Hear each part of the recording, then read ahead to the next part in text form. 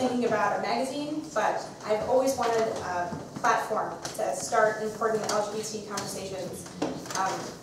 I grew up in a really conservative town, and it took me a really long time to come out, and I'd always kind of secretly dreamed about a gay-straight alliance or a PFLAG or something. I just really wanted a safe place where people could start conversations and share ideas and relate to one another and ask questions, like a big thing.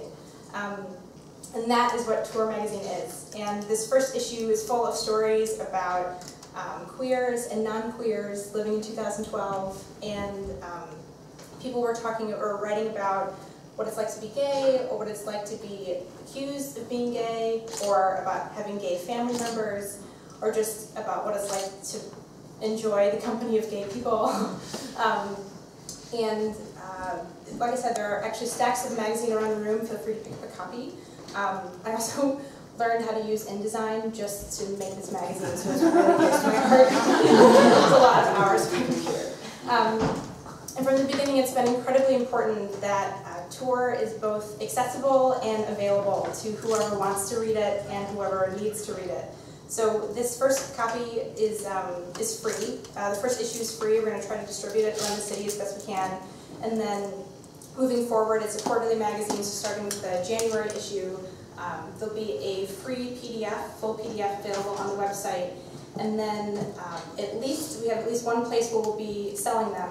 Elliott Bay actually contacted us over the weekend and said that they would like to start distributing them there. So we'll be there. And then we're going to try to get them to some other literary venues, coffee shops, libraries.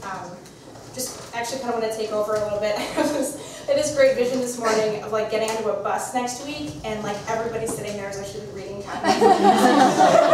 Like that scene from The Help where everybody's like reading the book.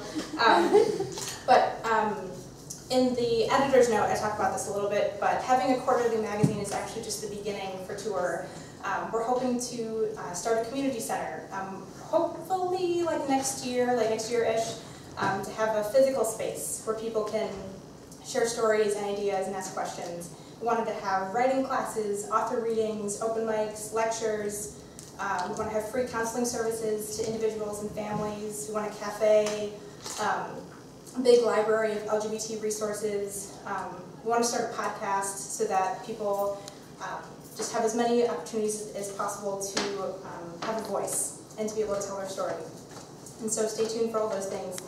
And by we, I mean our incredible staff who have put up with a lot of really late night emails from me and scared text messages. We're all here tonight, and these lights are really bright, so I actually can't see you, but I know you're out there. We have Harriet and Lorraine, our fearless copy editors. Taking pictures around the room is Scott Caparelli, our staff photographer. We have Stefan, who's helping us with partnerships and making connections, and our really wonderful associate editor, Scott Herman, who was the second person to tell me that I wasn't crazy.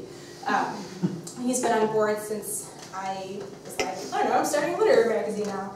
And he's put up with a lot of really crazy off-the-wall ideas, and more than one panicked text message in the middle of the night where I've been like, where are we going to come up with $900 to get a tax-exempt number? And it's very calmly reminded me that it's sometimes time to go to bed.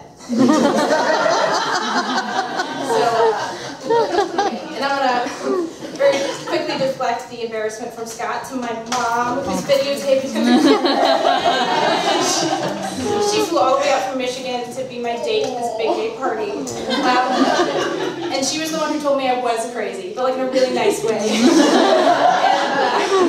And she's kind of the epitome of why I wanted Tour to exist in the first place.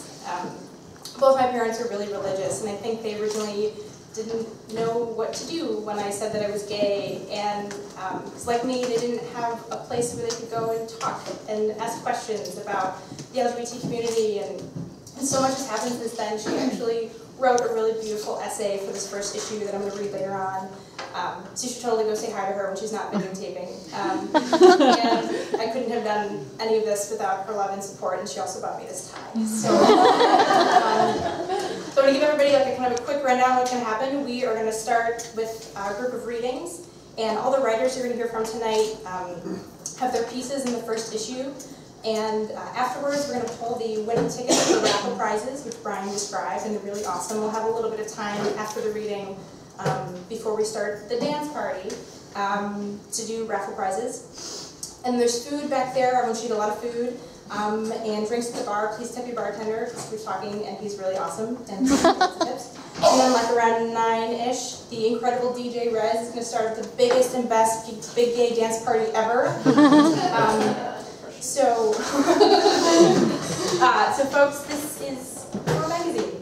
You're welcome. Thank you so much for being here tonight.